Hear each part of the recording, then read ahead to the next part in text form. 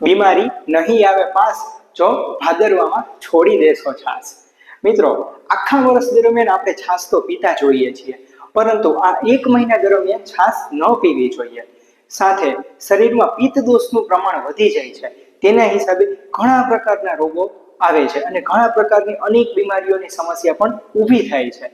તો ખાસ કરીને જો તમે આ ભાદરવા મહિનામાં છાસ પીશો તો તે ગંભીર સ્વરૂપ તેનું ધારણ કરી શકે છે, એટલે કે પિત્ત સંબંધી બીમારીઓ, પિત્ત સંબંધી સમસ્યાઓ ઘણી બધી વધી જાય છે અને તે 100% અનેક બીમારીઓ ઊભી થાય છે। છાશ આપણા માટે તો ખૂબ સારી છે, પરંતુ વર્ષના 12માંથી 11 મહિના આપણે છાશ તો લેતા જોઈએ છીએ, પરંતુ આ એક મહિનો આપણે છાશ કેમ નથી લેવાની? અને હા મિત્રો, છાશ છોડી દેશો તો તમને જરૂરથી કેટલા બધા ફાયદા થશે। શા માટે આ એક મહિના દરમિયાન જ આપણા શાસ્ત્રોમાં છાશ લેવાની ના પાડી છે? છાસ તો એ તો ધરતીનું અમૃત છે અને ખાસ છાસ એ એક અમૃત તુલ્ય છે, એટલે કે તે એક અમૃત સમાન છે। આપણા ગુજરાતીઓમાં અને તેમાં પણ ખાસ કરીને સૌરાષ્ટ્રવાસીઓમાં છાસ એક અમૃત સમાન છે। જો તમે એ લોકોને એક ગ્લાસમાં છાસ અને એક ગ્લાસમાં અમૃત આપશો તો તે જરૂરથી 100% છાસ જ તેમની તે પહેલી પસંદગી કરશે। તો આપણે ગુજરાતીઓ છાસ વિના તો ના જ રહી શકીએ, પરંતુ આખા વર્ષ દરમિયાન 11 મહિના દરમિયાન તમે છાસ તો લેતા જ હોવ છો, પરંતુ રોગા માતા શારદા એટલે કે રોગોની માતા શારદા, અને એ પણ ભાદર પક્ષમાં એટલે કે ભાદરવામાં જો તમે છાસ લેશો તો જરૂરથી તમે અનેક રોગોને ઊભા કરી રહ્યા છો, એટલે કે અનેક રોગોની સમસ્યાઓ તમે આવી રહી છે। તો સાથે મિત્રો, ખાસ કરીને જોઈએ કે વર્ષા ઋતુમાં આપણે ખાટો, ખારો, તીખો એમ તમામ પ્રકારના રસ લેતા હોઈએ છીએ, પરંતુ વર્ષા ઋતુ પછી એટલે કે ભાદર પક્ષમાં એટલે કે શરદ ઋતુમાં ખાસ કરીને જો તમે છાસ એટલે કે તમે ખાટો રસ લેશો તો જરૂરથી તમે પિત્ત સંબંધી સમસ્યાથી પીડાઈ શકો છો। આ ઋતુમાં શરદી, તાવ, ઉધરસ, કફ અને મલેરિયા જેવા ઘણા બધા કેસ જોવા મળતા હોય છે। મિત્રો, શરદી, તાવ જેવા વાયરલ રોગોથી બચવું હોય તો ભાદરવામાં છાશ પીવાનું બંધ કરવું જોઈએ, તેના પર અંકુશ લાવવો જોઈએ। કેલ્શિયમ સંબંધી બીમારી પણ વધી જાય છે કે તેનું કારણ એક પિત્ત સંબંધી સમસ્યા પણ હોઈ શકે છે। અને સાથે મિત્રો, વર્તમાન સમયમાં આ સમયમાં વાળ ખરવાની તકલીફ ઘણા લોકોને હોય છે, અને ખાસ કરીને નાના બાળકોથી તો લઈ મોટી ઉંમરના લોકોને પણ વાળ ખરવાની તકલીફ વધારે જોવા મળતી હોય છે। તે પાછળનું કારણ આ પણ છે કે ભાદરવા મહિના દરમિયાન છાશ પીવાથી પિત્ત પ્રકૃતિ વધી જાય છે, એટલે કે પિત્તનો પ્રકોપ વધી જાય છે, તેને કારણે પણ વાળ ખરે છે। આપને એવું લાગે છે કે ફક્ત વિટામિન એટલે કે મલ્ટીવિટામિન ઘટવાથી જ વાળ ખરે છે, પરંતુ તેવું નથી। તે એક કારણ તો છે, સાથે બીજું આ પણ કારણ છે કે ભાદરવા મહિના દરમિયાન છાશ લેવાથી પિત્તનું પ્રમાણ, પિત્ત પ્રકોપ શરીરમાં વધી જાય છે અને તમારા વાળ ખરે। જો તમે વાળ ખરવાની સમસ્યાથી બચવા માંગતા હો તો તમે જરૂરથી ભાદરવા મહિના દરમિયાન છાશ પર અંકુશ રાખવો જોઈએ, એટલે કે છાશ પીવા ઉપર કંટ્રોલ રાખવો જોઈએ।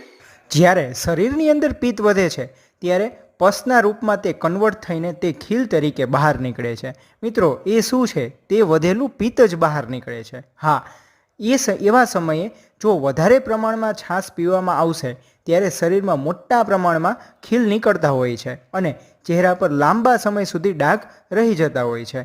તો મિત્રો, આવી બધી સમસ્યાથી બચવું હોય તો ભાદરવામાં છાશ પીવાનું ટાળવું જોઈએ। વર્તમાન સમયમાં વારે વારે મોઢામાં ચાંદા પડવા, એસિડિટી, સાથે પેટમાં ગેસ ભરાવો અને સાથે પેટને લગતી ઘણી બધી સમસ્યાઓથી ઘણા લોકો પરેશાન હોય છે।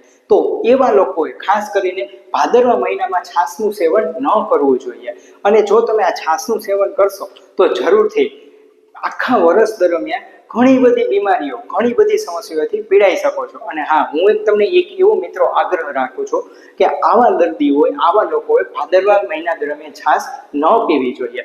મિત્રો, મહિલા સંબંધી બીમારીની જો આપણે ચર્ચા કરીએ તો ખાસ કરીને મારી એક વિનંતી છે કે જે માતાઓ, બહેનો અને દરેક મહિલાઓને જે માસિક સમય દરમિયાન વધારે પડતું બ્લીડિંગ આવતું હોય તેવી મહિલાઓએ ખાસ કરીને ભાદરવા મહિના દરમિયાન છાશ પીવાનો આગ્રહ ન રાખવો જોઈએ। કેમ? કારણ કે તેનાથી પિત્ત વધી જાય છે અને તે છેવટે વધારે આ તકલીફ વધતી જાય છે।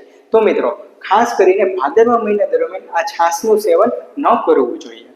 જ્યારે શરીરમાં પિત્ત વધી જાય છે ત્યારે જ માસિકની સમસ્યાનું બ્લીડિંગ વધી જાય છે. તો એવા સમયમાં મિત્રો જો તમે છાશ પીવાનું રાખશો તો તમારી આ સમસ્યા ખૂબ જ વધી જાય છે. અને હા, જો કોઈને સફેદ પાણી વ્હાઇટ ડિસ્ચાર્જની સમસ્યા હોય તો તેને કોઈ દિવસ ભાદરવામાં છાશ ન પીવી જોઈએ. ગર્ભિણી માતા એટલે કે ગર્ભવતી સ્ત્રીઓએ પણ આ છાશનું સેવન ભાદરવા મહિના દરમિયાન ન કરવું જોઈએ. કેમ? કારણ કે ભાદર પક્ષમાં છાશનું સેવન કરવાથી પિત્ત વધી જાય છે અને પરિણામે બોડીનું ઇન્ટરનલ ટેમ્પરેચર પણ વધી જતું હોય છે. તેને કારણે બાળકનું મિસકેરેજ થાય છે અને છેવટે ગંભીર પરિણામો ભોગવવા પડતા હોય છે. અને ખાસ કરીને ઘણા લોકો તો એવું કહેતા હોય છે કે અમે તો પહેલેથી જ છાશ પીતા આવ્યા છીએ, અમને તો કંઈ પણ જાતની કાંઈ તકલીફ નથી થતી, અમને તો કાંઈ ના થાય. પરંતુ એવું નથી. ખાસ કરીને તમે જુઓ કે ગંભીર બીમારી તરત ને તરત નથી થતી હોતી. તે ધીમે ધીમે આવી બધી ભૂલોનું વારે વારે પુનરાવર્તન થવાથી જ 100% ગંભીર બીમારી ધારણ થાય છે અને તે લાંબા સમયે આવે છે. તો મિત્રો, મારો પહેલો પ્રયત્ન તો એ જ છે કે ભાદરવા દરમિયાન છાશ ન પીવી જોઈએ. પરંતુ હા, ઘણા લોકોને એવી પણ ટેવ હોય છે, ઘણા લોકોને એવી પણ ઈચ્છા થતી હોય છે કે ભાઈ જે આપણે છાશ પીએ. તો હા, છાશ તો પી શકો છો, પરંતુ તે છાશ પીવાની રીત થોડી અલગ છે. તો એ આપણે જરૂરથી આપણે બીજા વિડીયોમાં એટલે કે પાર્ટ 2માં આપણે જાણીશું. ત્યાં સુધી મિત્રો, ખાસ કરીને મારી ચેનલને સબસ્ક્રાઇબ કરો અને આ જરૂરથી વિડીયો તમારા મિત્રોને શેર કરો. સૌનો આભાર.